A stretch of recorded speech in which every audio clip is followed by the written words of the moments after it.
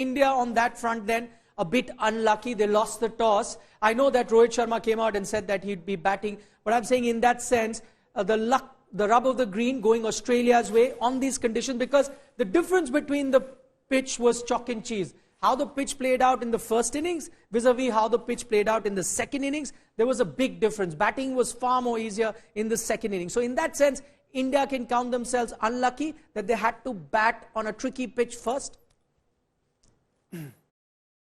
Absolutely, Nikhil. The way lots of luck on Australian favour. First, they won the toss. They said let's look to bowl first, and they got a couple of lucks also in their favour. But hats off to Australia. I think they played very, very good cricket. They showed how to win a World Cup final against India. I think India played really well throughout the World Cup. I would say just one bad day at office. Everything has been done. But Rohit wicket, then a lot of dew later on, and most importantly, the runs on the board was very, very less. If the run, probably I would say close to 280, 290, one point of time when Virat and Rahul was batting, 290 was the fighting total, but it was very, very disappointing. Says 290 would have been a fighting total. All of us would agree. But my question to you is, would it been possible to get 290 on a track, especially the first inning track that you saw, where someone like a Surya Kumar Yadav, who's a stroke maker, was struggling to connect? And that's my thing, right? As in, my question my response to a question like this would be, did the batters throw their wickets? No, they didn't. They got out to odd deliveries, right? Virat got out. Almost he first decided to pull the ball and then decided, no, it's too slow for me to try and pull it, so I'll tap it down for one, and then got an inside edge on. Why does that happen? Is it double paced? It's too paced, and that actually interferes with your decision making. And KL Rahul even, again Shreyas Iyer even hit back of the deck hard, right? And then the ball doesn't bounce; it stays this height, and then you edge the ball. So those kind of things make they didn't throw their wickets away. So for me, I wouldn't say that, oh, because of this we didn't get to 280. I think because of the wicket and the way it played is why we couldn't get to 280. And if the wicket, I think the wicket was a 250 wicket. But then unfortunately the wicket didn't stay the same. Conditions didn't allow the wicket to stay the same. Conditions made the wicket become a 290, 300 wicket. They won a 50 balls to spare. That was a 280, 290 wicket there. So India would have had to bat out of their skins. And someone like Rohit Sharma wouldn't have known so early on in the innings, in the 6th or 7th over, 10th over, he wouldn't have known that early on that this wicket was going to play like that, because the ball was just 5 overs old. So the ball was still coming on. And then when he got out and the ball wore on and the game wore on, you saw the wicket just became different completely. So I think those are the reasons why India couldn't get to 280. Okay, let me get Suresh's thoughts on that.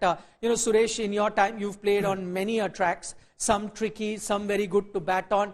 Again, to your question, point well taken. You said 290 could have been a winning total, all right. But could India have gotten 290 on a surface like this? Robin explains it very well.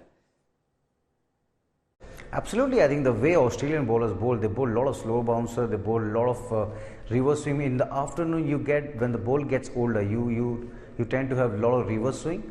That's what we have seen against the KL Rahul dismissal. At the same time, Josh Hazlewood round the wicket to Ravin Jadeja. Even Surya Kumar Yadav, they didn't give him a pace, they didn't give him that sort of a length, because they were bowling a lot of slow bouncer to him. I think Australia outplayed us. I think they know how to play in pressure situation, but I think hats off to Travis Head. Scored 100 in the World Cup final. I've seen one in 2011, 97. Gautam Gambhir must be so happy for him because he got 100. I think that's what cricket is all about. But I would say India played really, really well. But please don't be disheartened. I think boys done a good job for us. Okay, for folks that are listening to us, they may think that, you're trying to look for excuses, but I'm just getting into the specifics, trying to just illustrate the fact that the batting conditions were very different over the two innings. One thing that Suresh points out there, Robin, is the fact that we did see the ball reverse swing. I mean, that's something you don't see very often in ODI cricket because you've got two new balls. Also, I was looking at the color of the ball. That took me back to the 90s. That discoloration. We actually spoke about it off air, yes. Right? We spoke about just explain that to our viewers. So, only if the conditions are really rough and hard do balls get so scuffed up, right? And that's what allows or alludes to reverse swing being possible for the bowlers. And for reverse swing to be possible by the 35th, 36th over with two balls in play, that says a lot about the conditions and the state of the wicket. And I think that had a lot to do with it. And so for me, it's not an excuse. I just think I think this is where, if you're going to give criticism, this is where criticism should be given.